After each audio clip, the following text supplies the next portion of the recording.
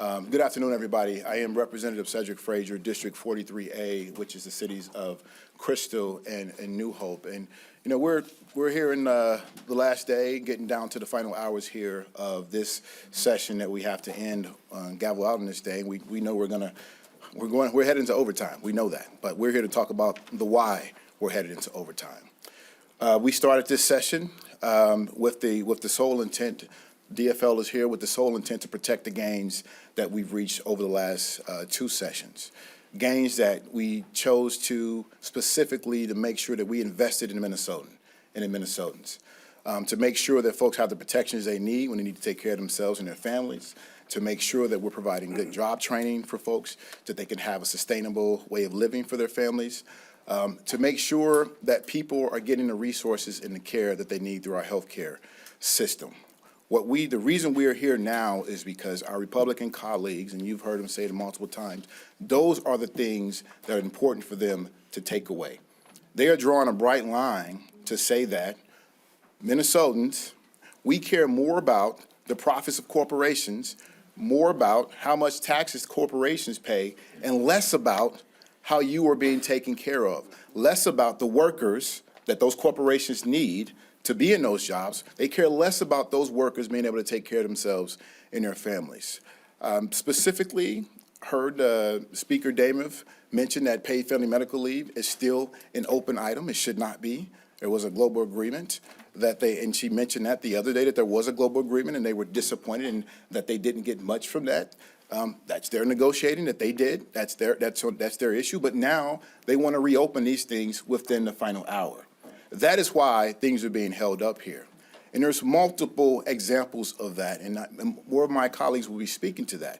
And this is the cruelty that I talked about on Saturday, is that not only have they said we want to exclude people from having access to health care, life-saving health care, but we also want to take away from all of Minnesotans paid family medical leave, that they need to take care of themselves, take care of their families, take care of loved one, when times are tough and they're sick, but paid family medical leave will ensure that they don't suffer financial consequences. We specifically said we don't want Minnesotans making a decision between taking care of themselves and a paycheck. That's what the law is right now. That law will go into effect on January 1st, 2026. We have people right now that need that are depending on that law to go into effect as is right now. And we have our Republican colleagues saying that, nope, Minnesotans don't deserve that. Minnesotans do not deserve that. You know, we need tax breaks for corporations. That's what we need more of. We don't need more of that. As a state, I feel like as a state, we have always said we're going to take care of Minnesotans. That is the reason why we're one of the most affluent states in this country, because we have invested time and time again. Going back to the Minnesota Miracle, we have invested in the things that we know that matter, the things that we know to take care of Minnesotans, the things that we know that make our state great. And as DFLers, we will continue to do that. That means taking care of our workers. That means taking care of our families. That means taking care of our kids. Every bill that we've done has done that. The things that we pass off the floor now have continued to do that. But we have a GOP political party that does not see the value in investing in Minnesotans. They are more inclined to listen to what corporations are saying. They want corporations in the room to decide what legislation is going to be. We represent the people, and we want to have the backs of the people, and we will continue to have the backs of the people. And with that, I will turn it over to my colleague. Thank you. Good afternoon. Representative Emma Greenman, represent Minneapolis. And I want to talk a little bit about something you guys have been following for a while, 3 years, in fact, the hourly school worker unemployment insurance and the GOP's push to end the access for unemployment insurance for the folks who feed, educate, and drive our kids, and will drive eventually, baby una. These are benefits that for 80 years, most other employees have had access to, has been working to repeal the exclusion for 20, and in the past 2 years has been life-changing for those workers. But it's been on the chopping block because Republicans insist on taking things away from people, taking away worker protections, taking away benefits, and taking away power from workers. And that's what this is.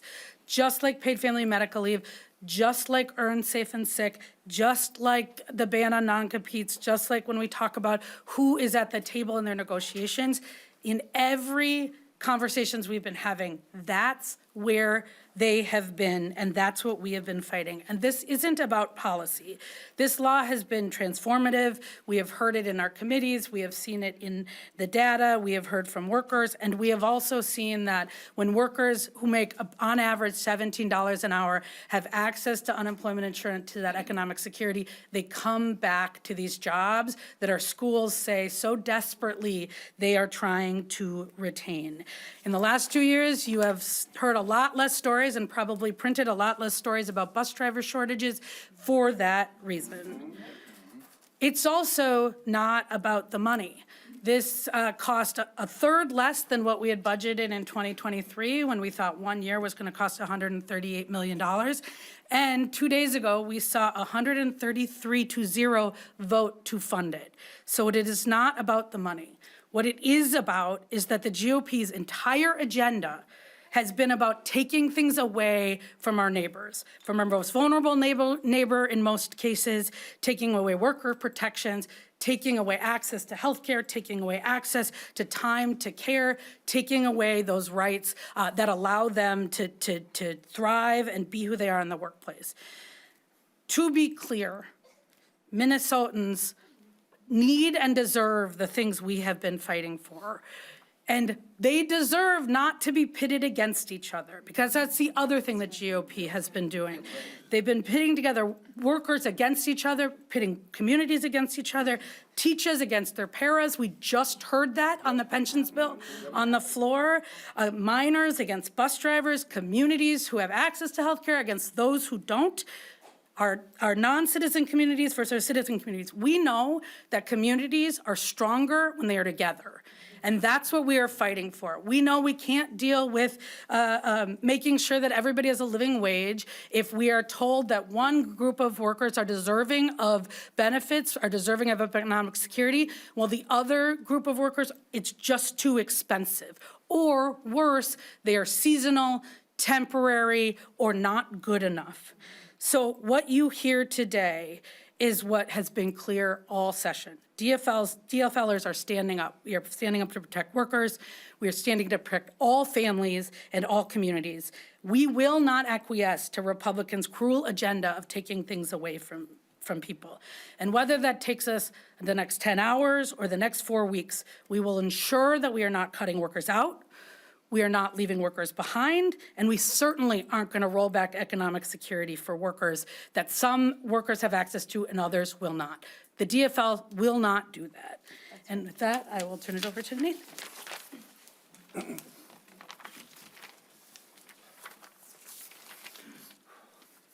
Well, good afternoon. I am Representative Nathan Coulter. I serve my neighbors in Eastern Bloomington in House District 51B, and I'm the DFL Vice Chair of our Higher Education Committee. Our higher education budget directly supports more than 250,000 students who are educating themselves so they can contribute to our state and our communities, including the 226,000 students at the University of Minnesota campuses in the Twin Cities, in Rochester, in Duluth, in Crookston, and Morris, and all 33 Minnesota state colleges and universities, and the over 70,000 Minnesotans who depend on our state grant program to pay for college. These students are our future workers and leaders. We need them. It took a lot of work and a lot of compromise, but we have a higher education budget conference committee report that every DFL conferee has signed. We could pass it right now. We have agreements signed by the Senate chair, both House chairs, and the Commissioner of Higher Education that would ensure that students have the resources they need to succeed and that our colleges and universities continue to be top-notch. Unfortunately, House Republicans have decided to build their barricade outside of the important work in this bill.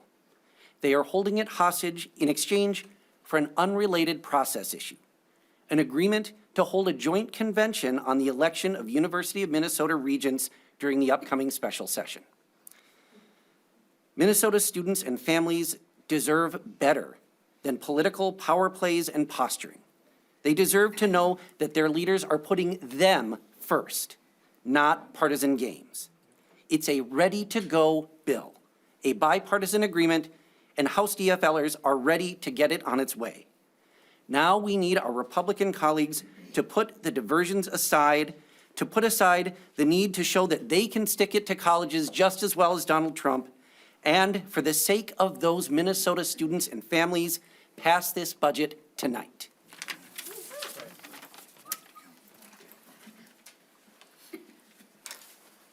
Our most vulnerable Minnesotans, our people with disabilities, and our seniors are counting on us to pass a human services budget.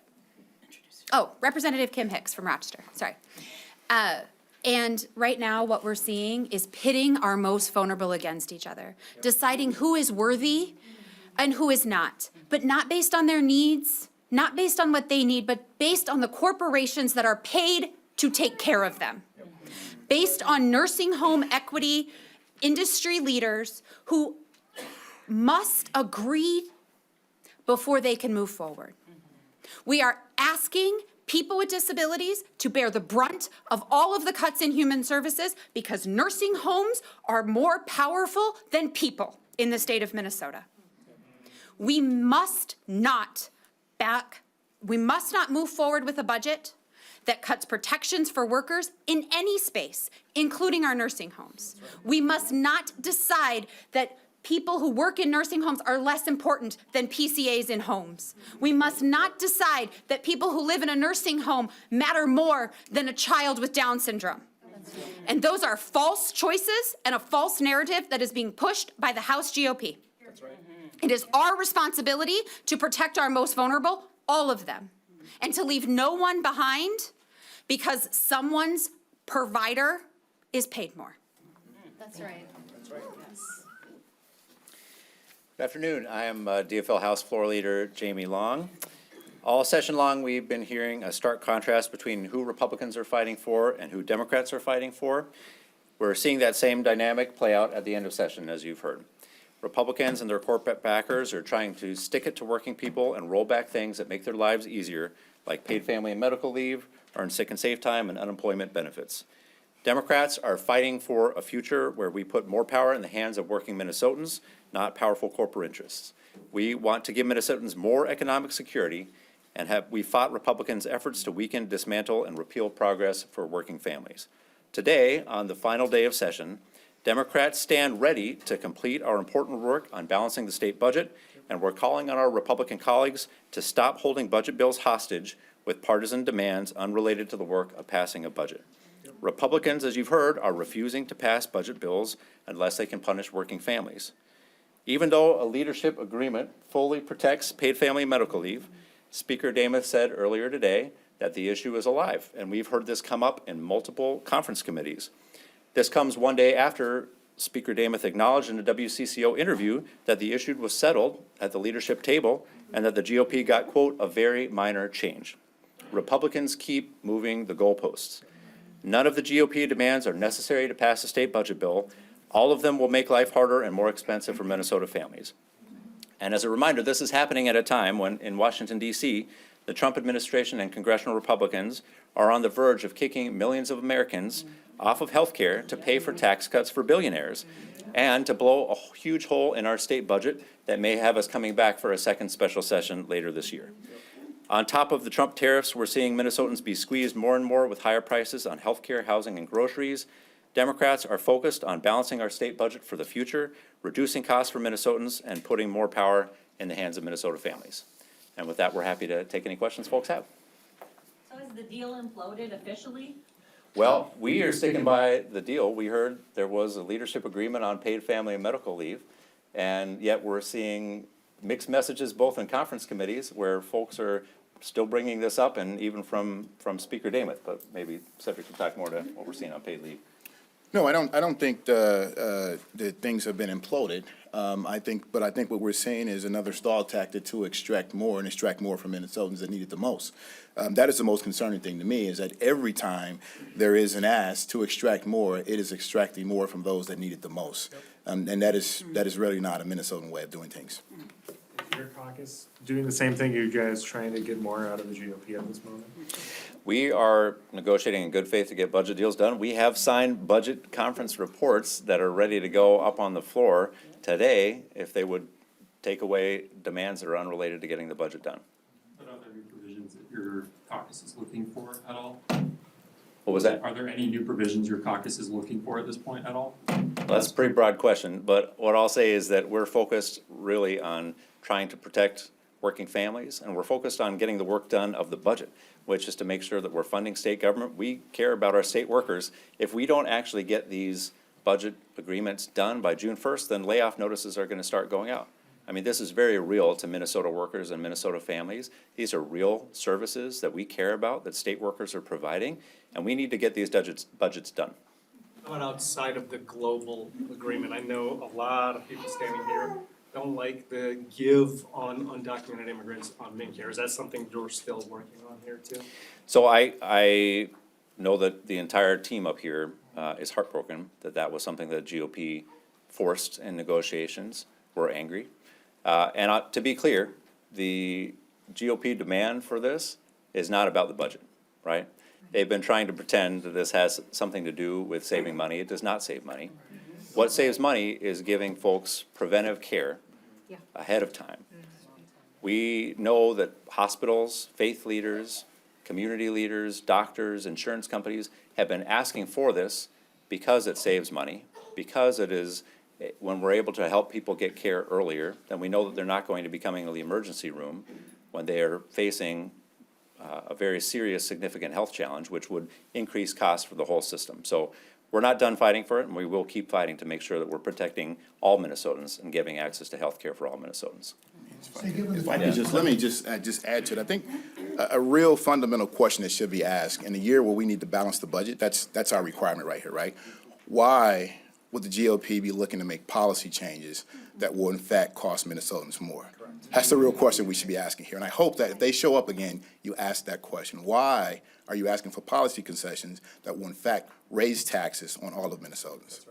So your contention is that ensuring these undocumented immigrants is actually saving money rather than? Factual. Can I just bring, I mean, I don't wanna be difficult, but we But- have but you will numbers bring from that up. April Go ahead. 24. They say that the projection to that date was 2.9 million or so, and the actual cost was 3.9 million. So it was actually, about 32% more expensive for the first 4.5 months, or 3.5 So months. I can't speak to the validity of the numbers that you're putting out there, right? I won't even dive into those details. But what we know is that when there's uncompensated care, when there's uninsured that go into our hospitals, somebody's got to pay for that.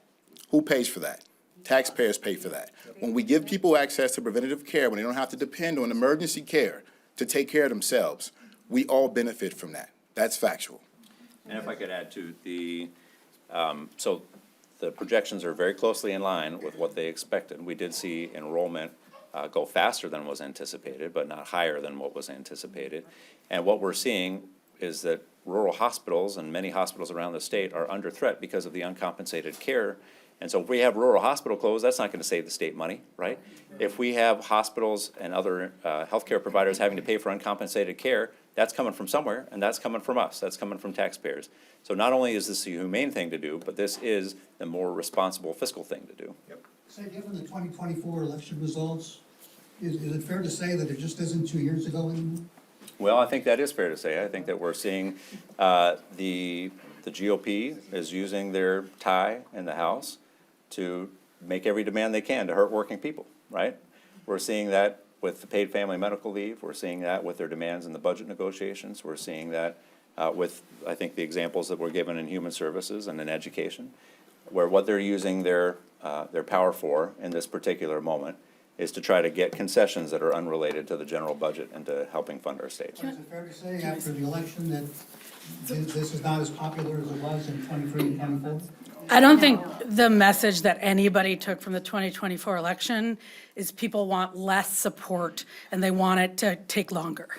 Like, that wasn't the message. They also, I think if you took the message that people want the biggest corporations to be writing bills and at the bargaining table, I don't think that was the message either. That was not the message that my Republican colleagues got. Certainly wasn't the message that we got. What we heard is that people want the systems that feel rigged against them to work better for them. And that's what we have been working on here in Minnesota. That's what we continue to try to work on. Our GOP colleagues in the labor bill, in the labor committee and the jobs committee, they consistently come, and the people who testify with them are the Minnesota Business Partnership and the Chamber of Commerce, the biggest lobbies in the state. They don't bring workers, they oftentimes don't bring small businesses. And so when we talk about the lesson of the 2024 election, I think what we're hearing is people want government to work for them. They want us to unrig the system. They want a democracy where it's their interests first. And I think that's exactly what we're fighting for. Unfortunately, the GOP has not gotten that message. They have not gotten the message because the people that they're fighting for are the biggest businesses and corporations. And that's part of the reason they're holding up the budget. Maybe this is a question for leadership who's not here, but, I'm leadership. well, yeah, but point taken, but I mean, like, did you get any of these policy agreements in writing? Because as the public, it's kind of hard for us to follow what's in, what's out of the negotiation when all we saw was one page with a bunch of numbers. Yeah, well, the paid leave agreement was agreed to at the leadership table, and so that was not even contested by Leader Damath, who yesterday said that it was agreed to and said they got very little for it. So on the one, Nothing in writing? there's nothing that I think we have available to give to press. But yes, it is an agreement, and I don't think Leader Damath disputes that there is an agreement. Isn't it true that they wanna open up paid leave, but don't you all wanna open up the undocumented healthcare too? Aren't there two issues that still could be outstanding The here? undocumented healthcare is not holding up any budget that needs to come to the floor today. We're fighting to try to make sure that we are getting our work done so that we are funding state government and we are making sure that we're helping state workers get the pay they need to do the important work for our state. But you still want that part of the deal changed? Of course we do, but that's not, that is not a demand that is holding up any budget bill at the moment. So that travels alone, it lives or dies based on majority vote, but no other budget bills are dependent on the Minnesota Care. I think that's still getting worked out, as Speaker Emerita Hortman mentioned. The healthcare conference is really just getting started, and so I don't think there's a final process decided in terms of what bills, what the final construct of that bill is to come before us. Whatever happened to anti-fraud? So one thing I will say, oh yeah. It's coming. You've got a pretty good lineup here to be able to get A bunch of us here, hey. answered. So Representative Dave Pinto, I'm the DFL lead for the Fraud Prevention and State Agency Oversight Committee. And I will say that a reminder that the work against fraud that my colleagues and I have been working on has been for many years. So 23, 24, there was so much progress made. And then in a number of bills, we had a press conference about a week ago, I forget exactly when it was, where we had different chairs talking about what is in their bills. So a number of pieces they're advancing in the state government bill and in the human services bill and others as well. And so I think we can be really proud of that work. And recognizing that, of course, we all want to make sure that public dollars are going to the people who need them. We believe in the power of government. We want to make sure that where there are fraudsters, that they are being blocked. And we have a strong package of that. But then at the same time, to make sure that ultimately the best way to have integrity in public programs is making sure that public dollars are going to people who really need them and their major needs.